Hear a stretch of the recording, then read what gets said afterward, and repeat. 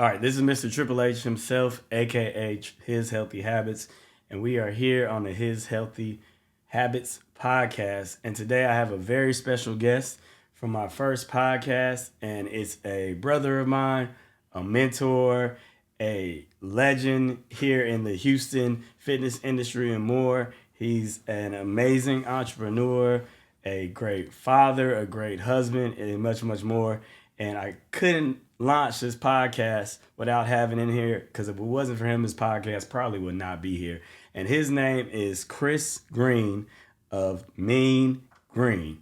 What's going on, Chris? Man, I feel like I got to live up to the expectation that you just lifted, man. So thank you for those words. That means a lot coming from you. It's an honor, like I said, to launch this podcast with you and to have your expertise, your great energy on here to light this podcast on fire. That's good. So today we're going to get into talking about not you, but we're going to talk about one of the entities that you created that I see as exploding here in Houston. I remember when you did your first one, yeah, man, and to see where it is now, and it's beautiful. You know, you're on the level of other entities that I saw in the industry for 10 to 15 years on a mainstream perspective, and I actually told you I think you're going to be bigger and better than them based off the efforts and energy that I know you're going to be in. And what I'm talking about to everybody for them to know is the Mean Green Beast Mode games. Yeah, man. So real quick, tell me how many years has the Beast Mode games been in effect? 2018 was our first year, so we're 18 going into 4 years officially. And prior to that, we would do small ones. I ain't gonna call them small, but we would do them at our own gym, where we have our own members out, and a couple people would hear about it and they would come. But officially, when we launched, obviously the business name, it's in 2018. Okay. So let's talk numbers. So since 2018, we're now in 2022, edging on it. Where did your numbers start from, like attendance rates up until now? If you're kind of guessing it, you don't have to be like exact. I know, but so the first one, right, was it was 12 people. Think about that. In 2018. 12 people. 12 people. So when you say registration, that means it's a premium fee. People pay. People show up. It was 12 people. Mm-hmm. Now, prior to that, it was my gym members. So I'm not going to say they don't count, but they didn't. But the first one was 12. And then literally the next one we had was over 120. And you have to give credit where credit's due. You have to look at some of the people that support you when they didn't see the hundreds of people that are there now. Mm-hmm. Shout out to my guy, Rodney, from Extreme Fitness. He was one of them that came out and trusted me with his members. And obviously the guy that's sitting to my left, Reggie C. That comp, I don't know if you remember that. We crammed over 100 plus people. We parking across the street under West Park Toll. Off West Park, and, that one increased and doubled to the next one, which was over 240.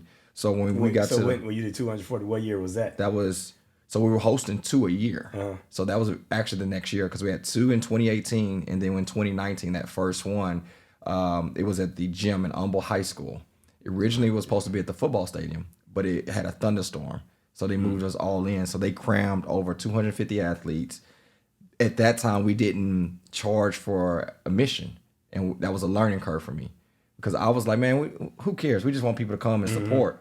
But we had no control of the spectators. Mm-hmm. So we wasn't expecting 300-500 spectators. We were just expecting, XYZ. Yeah. So right then was a learning curve. So right then, that's when we kind of looked and said, oh crap, this is actually something that's going to grow into something we didn't expect.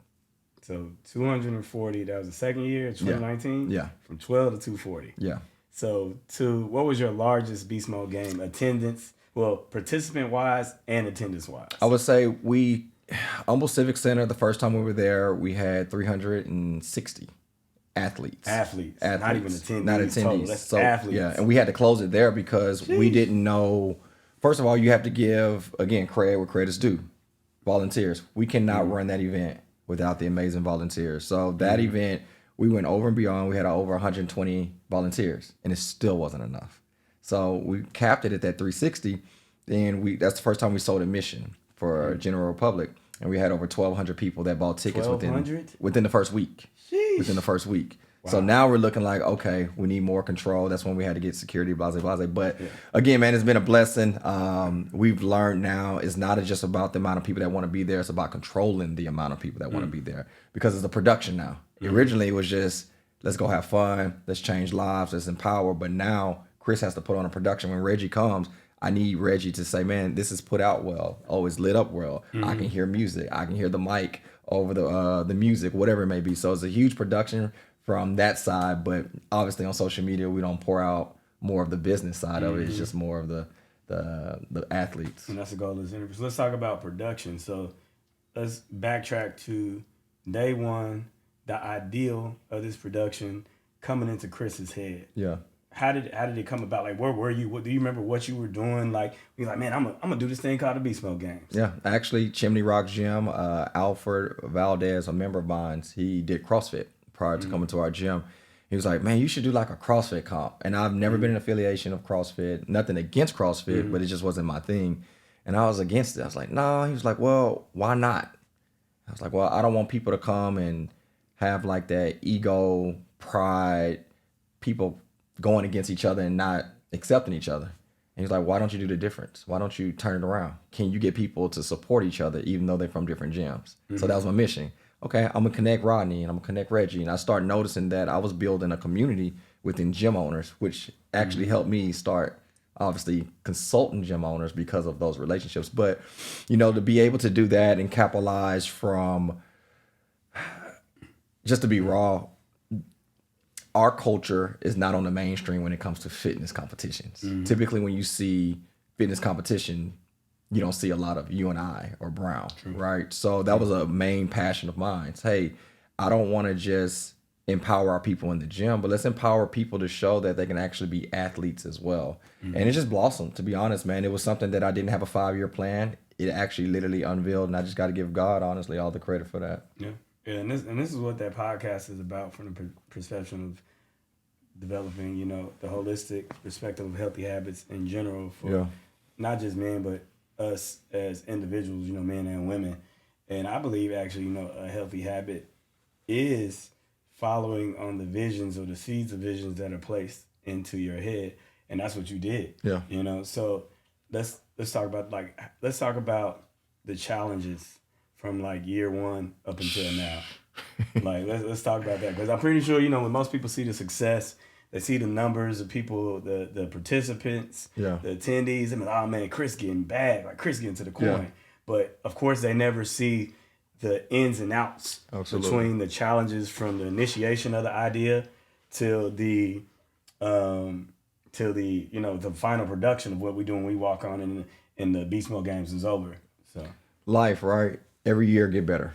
That's the way I live. So whether it's being a father, being an entrepreneur, I want to get better every single time I have the opportunity to do so.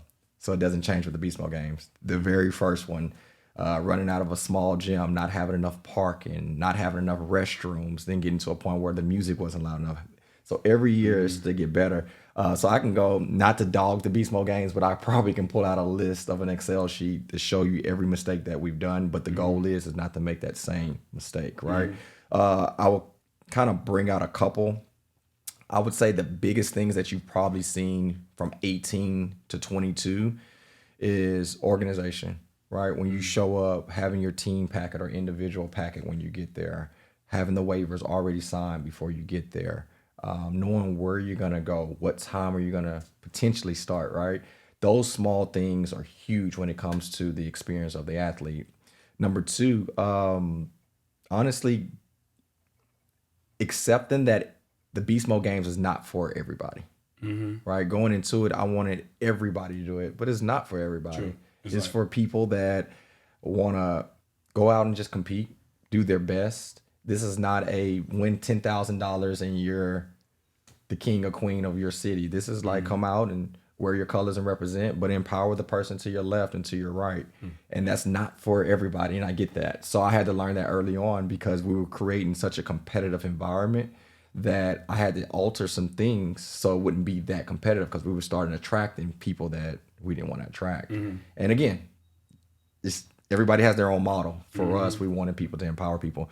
The third one, the last one I'll probably point out as of now, and you can obviously bring some up, is judges. Judges is the most difficult thing in the world, right? Because at the end of the day, if a DJ comes and he decides he wants to be a judge, he's not getting paid to be a judge. And I don't care what nobody say.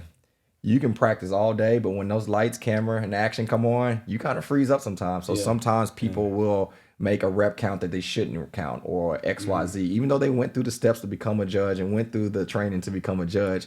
Sometimes people make mistakes. So our goal is not to be an a-hole, but man, if you make certain mistakes, we cannot not allow certain judges to come back. So making those decisions, those tough decisions, and having those conversations is tough. But ultimately, I believe that creates the brand Beast Mode to become better every single year. Yeah, and so I know. Let's backtrack. I'm pretty sure there have been people who've been following you since you started the Beast Mode games. When you started with those 12, to seeing where you're at now with almost 1,200 plus. So I know you're an inspiration to me, but I'm pretty sure you're an inspiration to some people you probably don't even know. So being that inspiration, if somebody was considering in their city, state, country, wherever, trying to start their own similar beast mode games, what would be your top piece of advice to give to that person? Good question. Before they started, this initiative of whatever thing they wanted to do that was synonymous to like the beast mode game, because they have a mission similar to you of wanting to just change as many lives and attract the right people. What would like be Chris's one piece of advice? Like, hey, bro, like, do this. Right. It could be, administratively. It could be actively, structurally. What would Chris's piece of advice be to that person, that young man, young woman thinking like, hey, man, I love what Chris doing. I want to see if I can do it. It's a lot of things I would say. Number one that pop out is define your mission and stick to it, right? If getting the bag is your mission, then make that your mission. So for me personally, it didn't start off about getting the bag. I get it now. We can grow it now, but that wasn't the mission originally. So a lot of things could have been cultivated to make more money, but it wasn't to make more money. It was to empower as many people as we could. So I would say number one, man, just define your mission.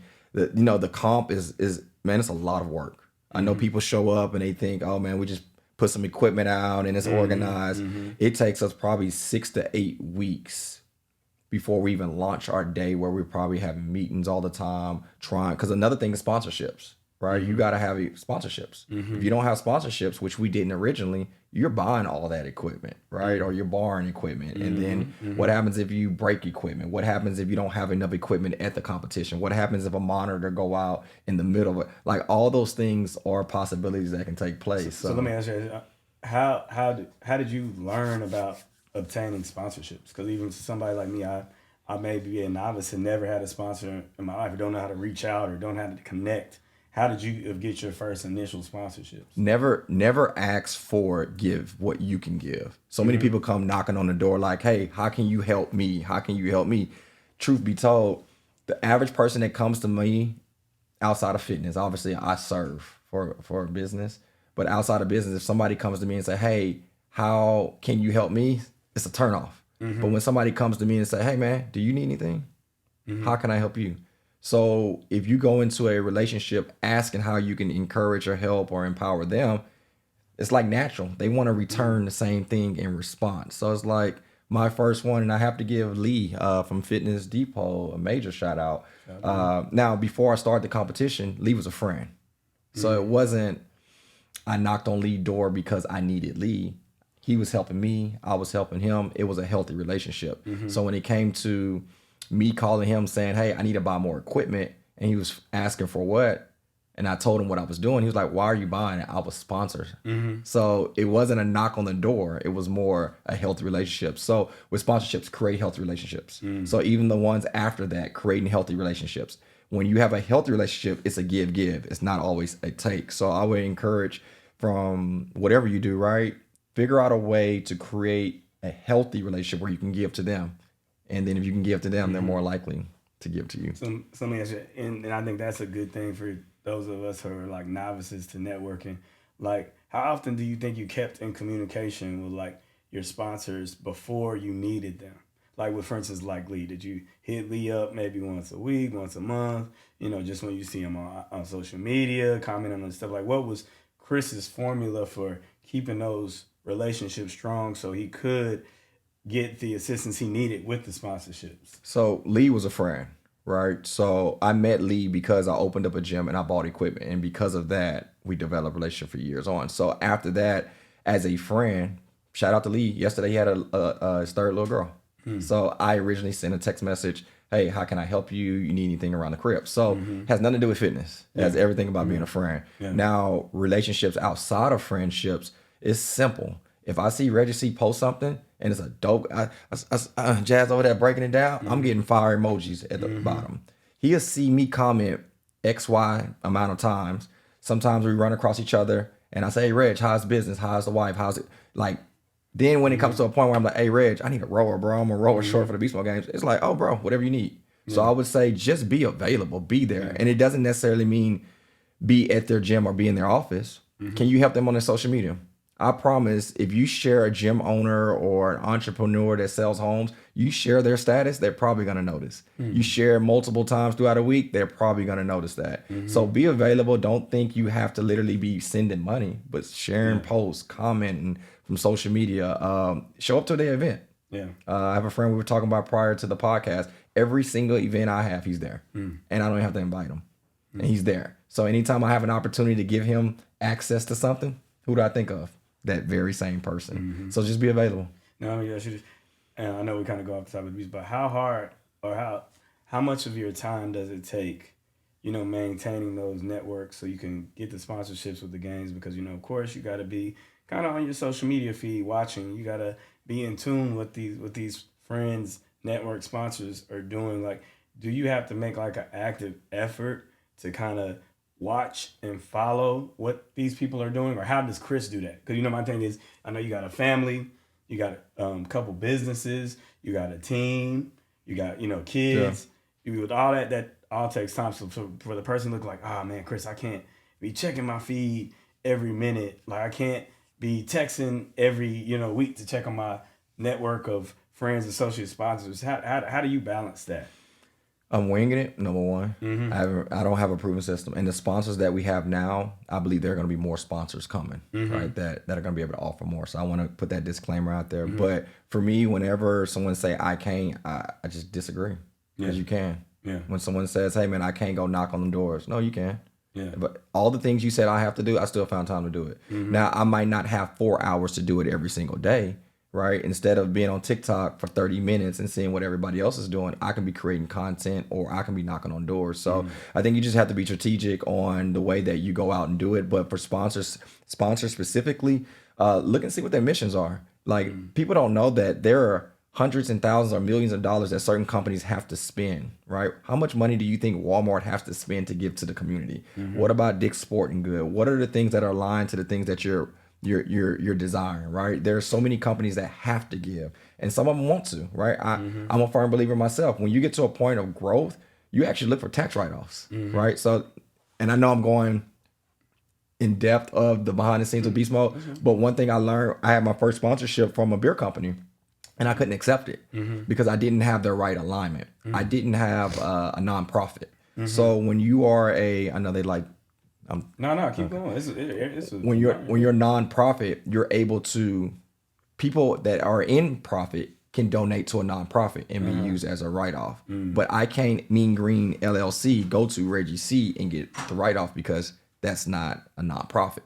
So I had to go and get a nonprofit so I can start receiving those sponsorships. So you did get a nonprofit. I didn't get it then. Because when they knocked, it was like, hey, we're such and such company. We would like to give you X amount. Can you sell this amount of beers or give them out? We were like, absolutely, cool. Well, what's your nonprofit? So how long you had your nonprofit now?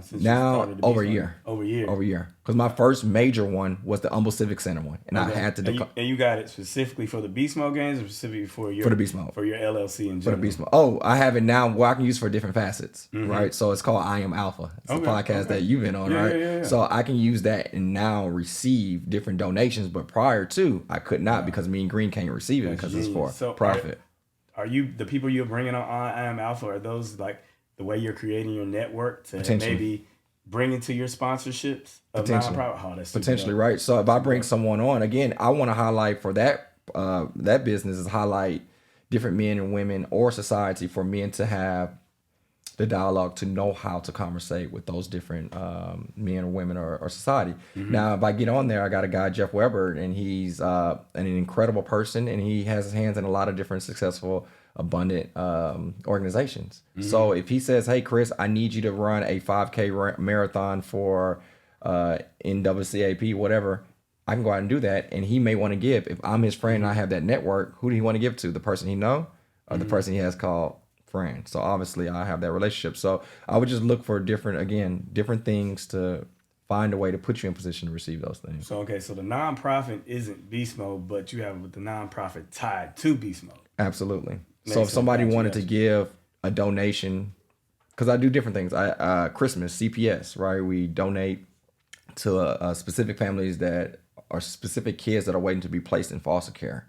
So donations will be written to I Am Alpha, not to any other organization. Same thing for our homeless. Same thing for women's shelter. All the things that we want. Anytime somebody wants to break a check and give, they're write it to I Am Alpha. Now I Am Alpha can send that money to wherever they want. So let me tell you, I think for even myself being a business owner, I think when we hear nonprofit compared to hearing like normal business or DBA LLC, a lot of people shy away from it because it seems like it's a little bit more tedious process than starting like your normal business. Is that true or not? I mean, it's where you put your energy. Honestly, if you're looking at, for an example, an LLC or S corp, you put your energy in, you'll learn it. It's the same thing with the nonprofit. The funny thing is, some of the biggest organizations that make millions to billions of dollars are nonprofits. The NFL is a nonprofit. NCAA is nonprofit. Now, are they abundant?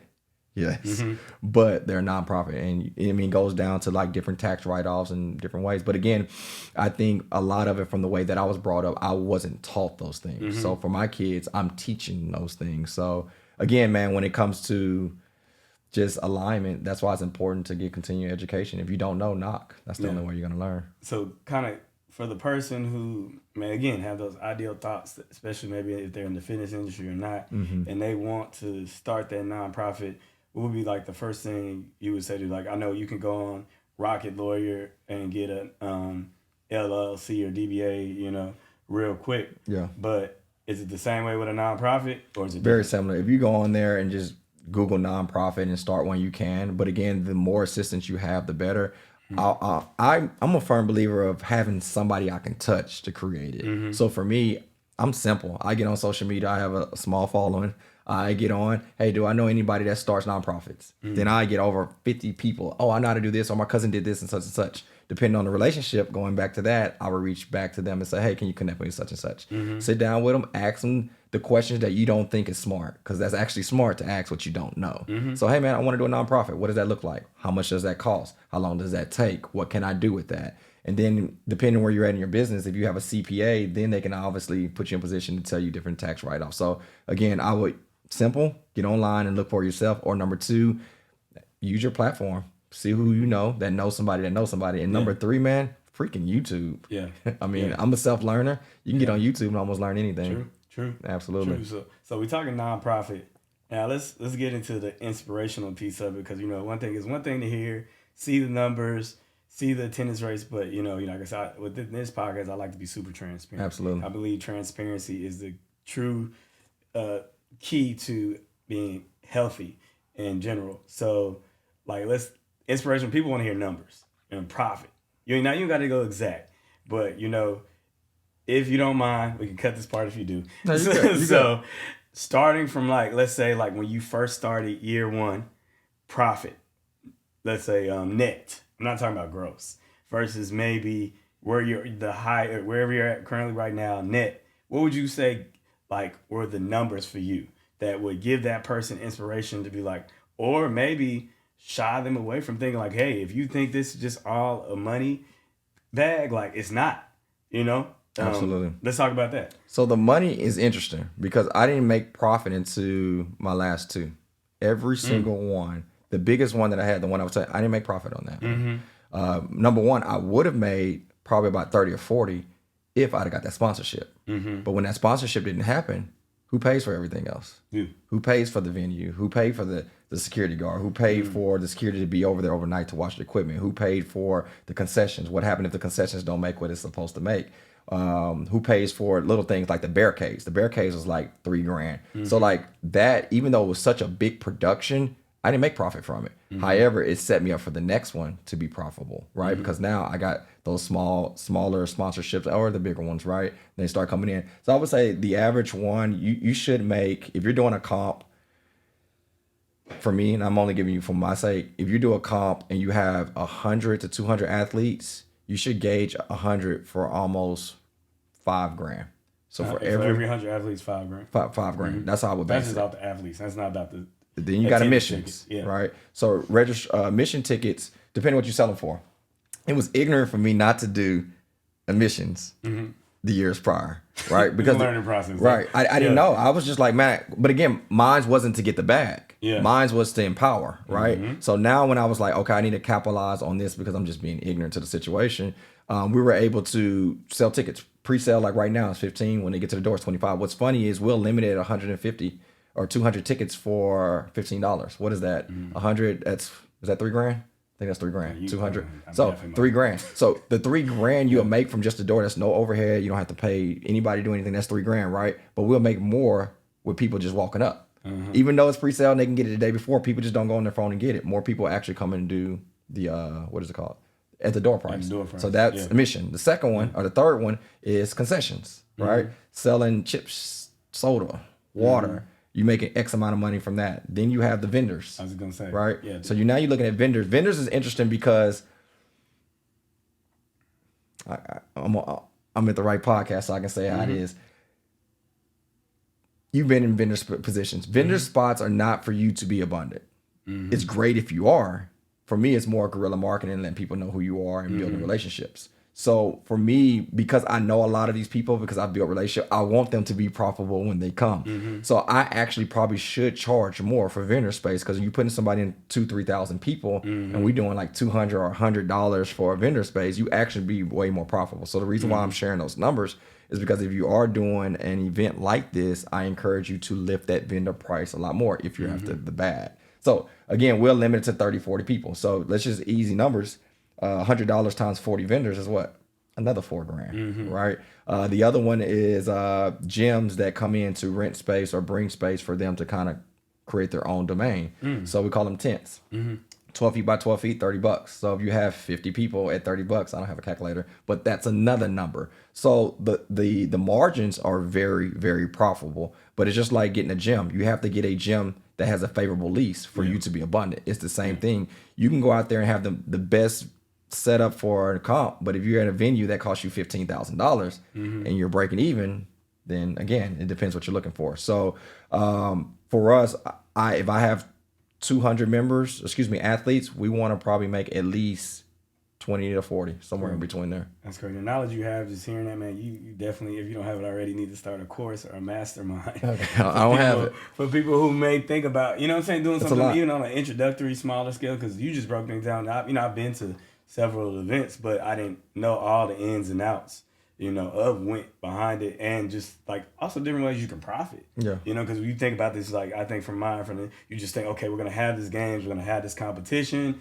boom, everything else is just whatever. To the average mind, but like to the knowledge you have, like you just broke down, that's like one of a kind expertise just in this field, And the reason we're here talking right now because honestly, I don't see anybody on a national scale doing it on your level. And I told you, like, honestly, and we're not, trying to compare, contrast, but companies or cultures or anything. But I just told you, even from my perspective, I feel if the way Chris Mean Green is going at this, a decade from now, this can be one of the biggest platforms for competitive, games in regards to your mission, bigger than other things that, I'm a manifest this, like we've seen in the past, like CrossFit mount on the same level as like IFBB bodybuilding shows and stuff like that. Honestly, I know because I know the efforts and energy you put into it, and you talked about earlier persistent progression, consistently improving, and seeing your mistakes and not letting them stop you, but building upon those and become better and making the next one better. Absolutely. Which a lot of people I've seen in business, and when they do things, they'll get to a point they'll be like, oh, I got 1,200 attendees, I'm good where I'm at. I'm gonna give the same product, the same service. You're gonna take it, whether or not you like it or not. Because I know I'm good or great at what I do. Which you are. You're great at what you're doing within this realm. But that's my next question. Where do you see, or what improvements do you want to make within the next year to 10-year mark for Chris being the spearhead of the Beast Mode games? Man, a lot of things kind of facet off that. I would say number one, my mom, right? Everybody uses this acronym, but she used it a lot for me. KISS, keep it simple, stupid. The last comp that we had, I did too much. I ran. It's great to say that we did it, but it was too much, Reg. We ran a comp. What was it? A 3-man or 4-man? We did I think it was a 4-man comp, and we did elite individuals in the same comp 2 days. So it was so much at 2 different destinations. That's a totally another subject. Running comps at 2 different destinations, right? So keeping it to the reason why you created this thing is crucial. Because at the end of the day, people will give you all these great ideals, and they'll see you doing things that you didn't even see in yourself. But for me specifically, staying mainstream, keeping it simple. We do competitions to empower people. That's it. So when we start getting to a peak where we want to find the elitist person in Houston, that's getting out of my lane. We're not here for that. So short term, 1 year, keep it simple, stupid. Continue to do what you do and add more people in. That's simple for us. Long term, I would love to be the Spartan of fitness. When you go to Spartan, you do have people that are super elite that do the Spartan race. But everybody there is not the elite of the elite. You have thousands and thousands of people that are attending just one city across the country, multiple cities, due to numbers, right? That are just coming just to be able to participate, to be able to say they started something and finished, to be able to come back next year and say they did something more than what they did last year. That's the whole goal. Yeah. If in a decade, in 2032, 2032, I'm getting old. Yeah. 2032, if we have multiple beast modes across the country, just think about it. Thousands of people will say, I did something that I didn't think I was going to be able to do. If at the end of my days, if I can say, man, thousands of people came to something that I created and they did something they didn't think they could do, man, I'll feel very fulfilled. I like it. So 10 years from now, we just said it. That was going to be my next question. 10 years from now, where would Chris want to see Beast Mode games? Like, where would you want to manifest 10 years from now Beast Mode games being? To every joke, there's a sense of truth. To be specific, I want you, like, you got several states. You want, a couple times a year. You want certain numbers. Like, what's funny about it, bro? Whatever. I would love to have it at a platform where I don't have to be at every one. Number one, that's super important. Because scale it to that. Definitely scale it. And I had to learn that. Like, Chris is really good, but there are a lot of people greater at some things that he's not good at. And I learned that in the last couple of years in the beast mode with the team.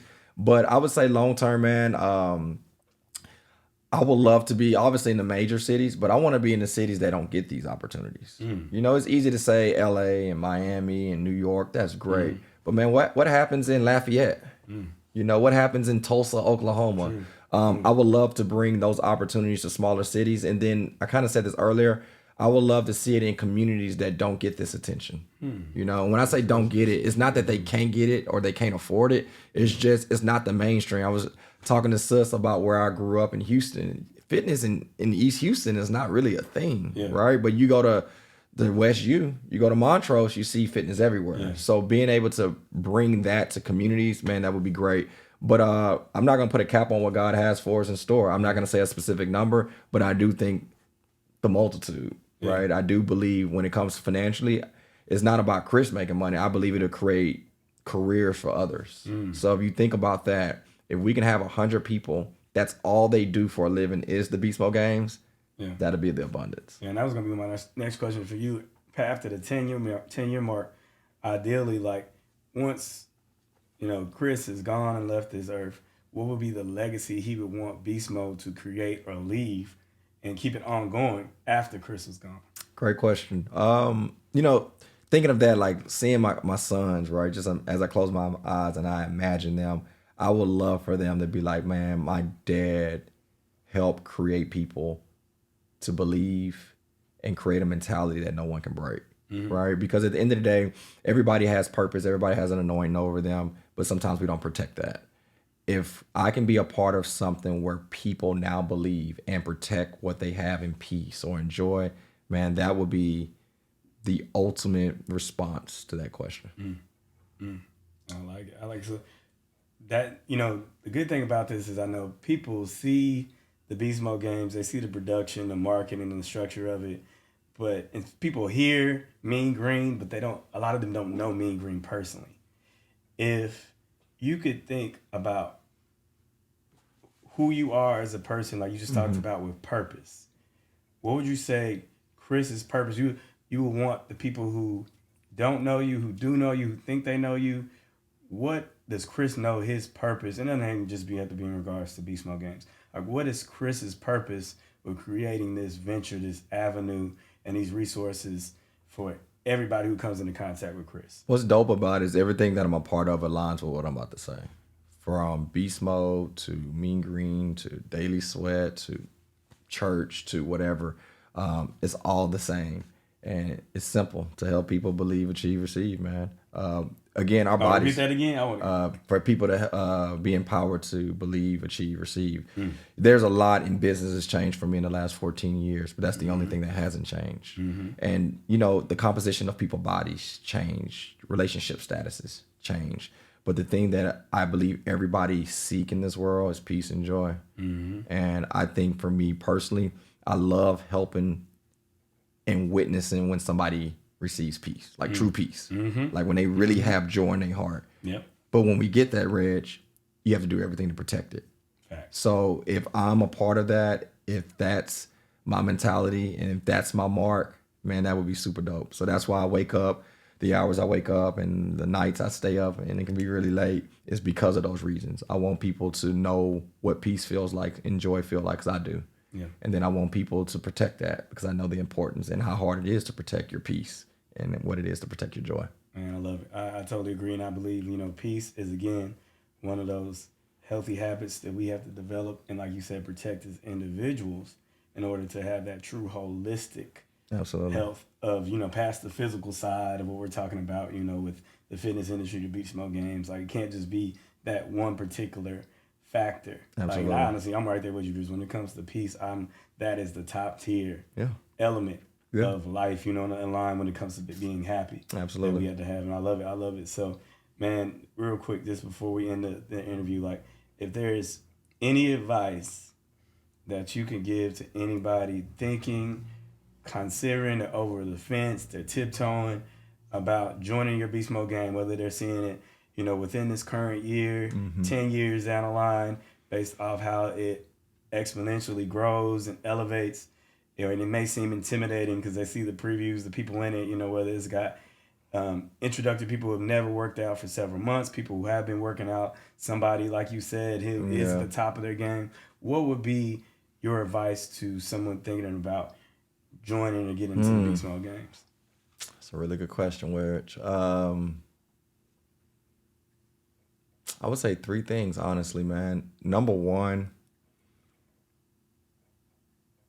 connect with someone you trust, right? So what's funny with social media, if you look at the Beast Mode posts on Instagram as of late, I stopped using footage from all the previous Beast Mode games because there were so many people DMing us about them being scared and being intimidated. But when we show the movements that we're doing, right, the overhead plate walk, a bear crawl, the battle ropes, there are things that are like, oh, I've done this and I can do this. So if I can go back, I would actually change the name of the competition. Really? Yeah, absolutely, because it sounds intimidating. You go into a fitness event, it's called Beast Mode. It just sounds intimidating for the average person. Name, just in case you want to LLC that thing later. You know, okay, exactly. You know what I'm thinking. Okay. But so the answer, I'm getting long-winded. The third part, out of the 3, the third one would be go with someone you trust. That's why it's important to have a Reggie in your corner, to have a Kevin from Infinity Fitness or Jonathan from Space City or Fabian from Life Fit, because they're doing the thing that you may not know for you,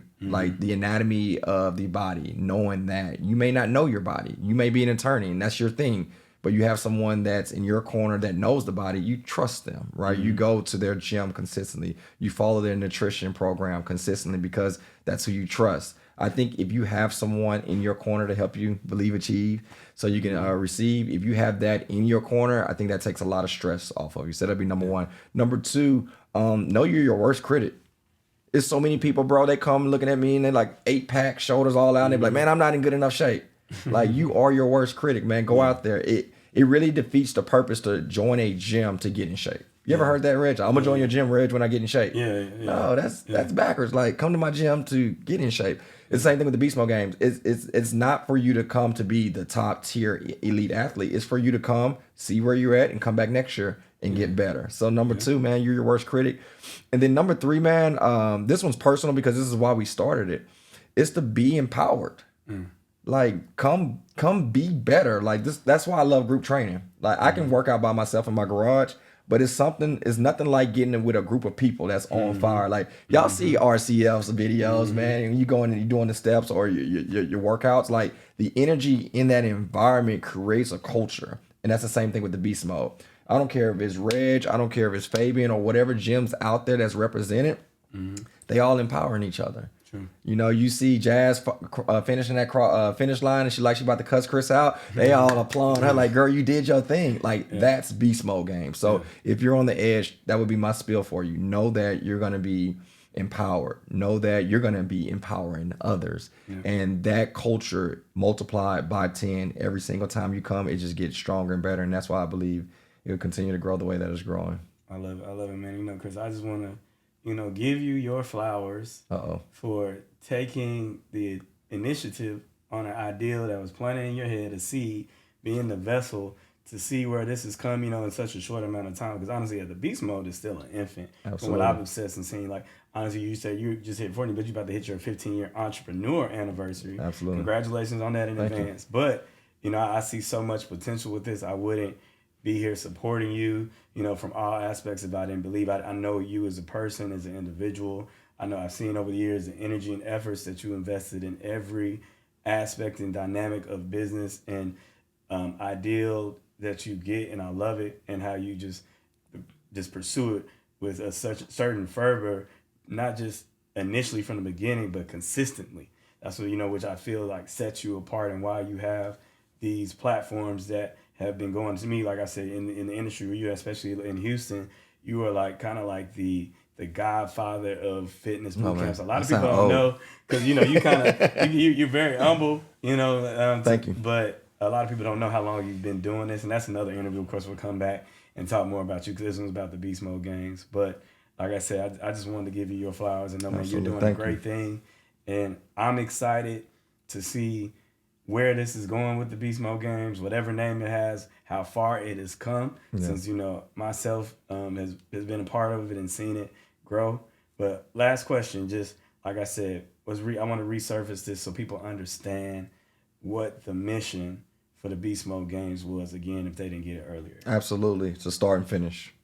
That's it. Like, don't get caught into the other lanes, right? Because it's so many dope people in the world, and you get to see X amount of people doing whatever they're doing. But at the end of the day, you want to start and finish. I believe you do that at the comp.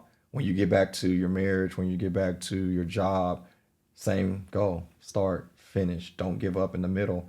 And I believe if we create that environment, what are our limits, right? Like, if you know that when times get tough, because they're going to get tough at the beast mode comp or the course. It's going to get tough. You're going to be blindsided by something that you didn't expect or something you didn't potentially train for. That's life, man. And on the wristbands we give out the mornings of, it says, not perfect, but better. We're not looking for perfection, right? We're just looking to get better. Yeah. And if we can keep that mentality, especially with the course, because this one, depending when you hear and see this is going to be our first time doing the course. We've done the comps, right? You've been to all of them, right? Where we're doing power cleans or XYZ. This is actually a destination where you're traveling to get from point A to point Z. So it's our first time doing it, but I'm very optimistic to see how excited people are to see where they came from and where they went through, right? And to do it with a challenge, man, I think it's going to be really awesome. I love it. So where can the people who are watching this video find out more information about the Beast Mode games? Absolutely, on the website, thebeastmodegames.com. If you're on IG, the same link, same handle, the Beast Mode Games.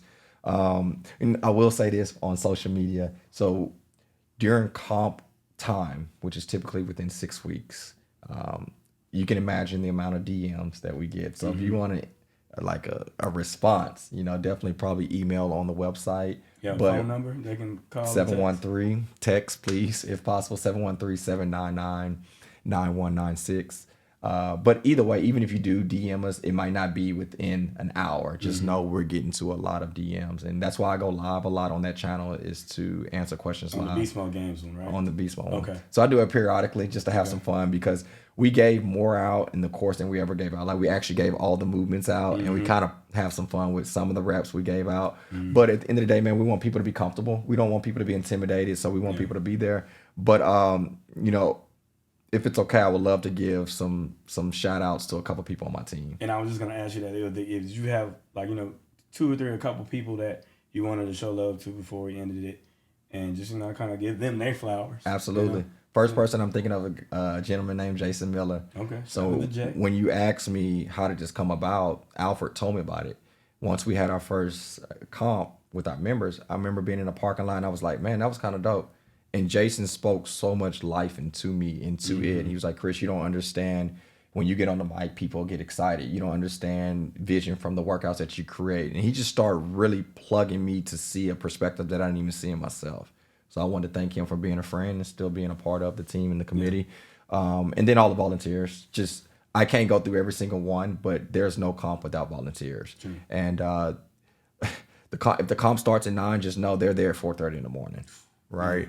You know, setting stuff up, breaking stuff down, and they're the first people to get there. They're the last people to leave. The meetings that take place, the carrying treadmills and Stairmasters and all that stuff up and down is crazy. But man, you got to do it behind the scenes of the. I don't know if you already did, just showing. I never have. Showing the setup, because, you know, like I said, that'd be awesome. The people see the success, but even myself, knowing you on the personal level, I don't know what goes behind the setup, the breakdown, the hours, the efforts it take. I don't know. Mess with this dude. You know, I don't see, like, the volunteers. Honestly, I didn't know. I thought all those people were paid, or they were your staff members who helped. So it'd be good to, if you showed that. That's awesome. I'm pretty sure other people watching this interview would like to know too. That's awesome. You know, I'm gonna commit to that. And then the third person I want to give shout outs to is my guy Reg.